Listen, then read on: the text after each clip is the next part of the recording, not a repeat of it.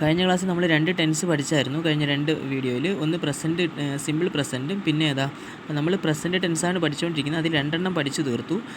ആകെ 4 എണ്ണം ഉള്ളത്. അതേതാണ്? ഒന്ന് സിമ്പിൾ പ്രസൻറ്റ്, പിന്നെ രണ്ടാമത്തെ പ്രസൻറ്റ് കണ്ടിന്യൂസ്.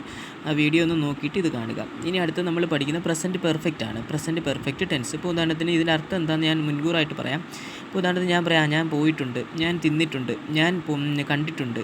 അതായത് പണ്ടെങ്ങോ നടന്നൊരു കാര്യമാണ് ഞാനിത് പറയുന്നത്. ഇപ്പോൾ ഉദാഹരണത്തിന് എൻ്റെ അടുത്ത് കൂട്ടുകാർ ചോദിക്കുകയാണ്, നീ അത് കഴിച്ചിട്ടുണ്ടോ? അപ്പോൾ ഞാൻ പറയാം, ഞാൻ കഴിക്കുന്നു, അല്ലെങ്കിൽ ഞാൻ കഴിക്കും എന്നാണോ പറയേണ്ടത്? അല്ല, ഞാൻ അത് കഴിച്ചിട്ടുണ്ട് എന്നാണ് പറയുന്നത്. അപ്പോൾ ആ അർത്ഥം വരുന്ന രീതിയിൽ നമ്മൾ സെൻറ്റൻസ് പറയണമെന്നുണ്ടെങ്കിൽ പ്രസൻറ്റ് പെർഫെക്റ്റ് ആണ് പറയേണ്ടത്.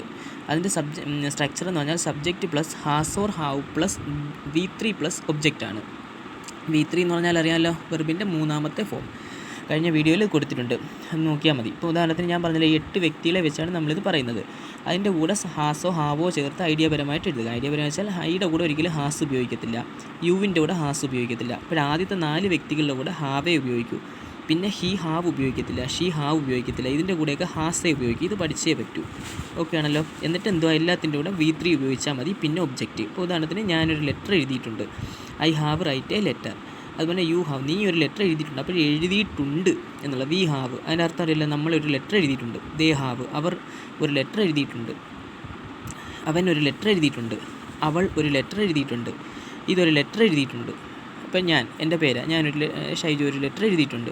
അപ്പോൾ ഇങ്ങനെയുള്ള ഒരു എഴുതിയിട്ടുണ്ട് എന്നുള്ള അർത്ഥം വരുന്ന രീതിയിൽ പറയണമെന്നുണ്ടെങ്കിൽ നമ്മൾ പ്രസൻറ്റ് പെർഫെക്റ്റ് ആണ് ഉപയോഗിക്കേണ്ടത്. നമ്മൾ ഈ ടെൻസ് പഠിക്കുന്നത് വെച്ചാൽ നമ്മൾ ഈ സംസാരിക്കുമ്പോൾ ഓരോ കാര്യങ്ങൾ പറയുമല്ലോ. ഇപ്പോൾ ഇന്ന് ചെയ്യുന്ന കാര്യത്തെക്കുറിച്ച് പറയുമ്പോൾ ഇപ്പോൾ സിമ്പിൾ പ്രസൻറ്റ് ഉപയോഗിക്കുക, അല്ലെങ്കിൽ പ്രസൻറ്റ് കണ്ടിന്യൂസ് ഉപയോഗിക്കുക. അല്ലാതെ പാസ്റ്റിലെ കാര്യമല്ല പറയേണ്ടത്, അല്ലെങ്കിൽ ഫ്യൂച്ചറിലെ കാര്യം ചേർത്തല്ല പറയേണ്ടത്. അപ്പോഴത് മനസ്സിലാക്കി പഠിക്കുവാൻ വേണ്ടിയാണ് നമ്മൾ ഈ ടെൻസ് പഠിക്കുന്നത്.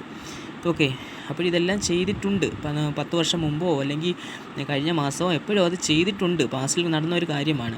പാസ്റ്റിൽ നടന്ന ഒരു കാര്യം പ്രസൻറ്റിൽ പറയുന്നതാണ് എന്താണ് ഈ പ്രസൻറ്റ് പെർഫെക്റ്റ് എന്ന് പറയുന്നത്. ഞാൻ ചെയ്തിട്ടുണ്ട്, ഞാൻ ഇരുന്നിട്ടുണ്ട്, ഞാൻ നടന്നിട്ടുണ്ട്, ഞാൻ കഴിച്ചിട്ടുണ്ട്, ഞാൻ കണ്ടിട്ടുണ്ട്, ഞാൻ വായിച്ചിട്ടുണ്ട്, അങ്ങനെയൊക്കെ പറയുന്നതിന് ഈ ഒരു സ്ട്രക്ചറാണ് ഉപയോഗിക്കേണ്ടത്. ഏതാണ്? ഹാസോ ഹാവോ ചേർത്ത് വേണം ഇതിനകത്ത് പറയാം. ആദ്യത്തെ 4 വ്യക്തികളുടെ കൂടെ ഹാവും, പിന്നെ ഉള്ളതിൻ്റെ കൂടെ 4 പേരുടെ കൂടെ ഹാസമാണ് ഉപയോഗിക്കേണ്ടത്. ഇതിൻ്റെ എന്താണെന്നുള്ളത് പിന്നെ ഞാൻ പറഞ്ഞു തരാം കേട്ടോ. ഈ ഹാസോ ഹാവ് ഇതെങ്ങനെയാണ് സിംഗുലാറും പ്ലൂറലും ഒക്കെ വെച്ച് ഞാൻ പറഞ്ഞു തരാം.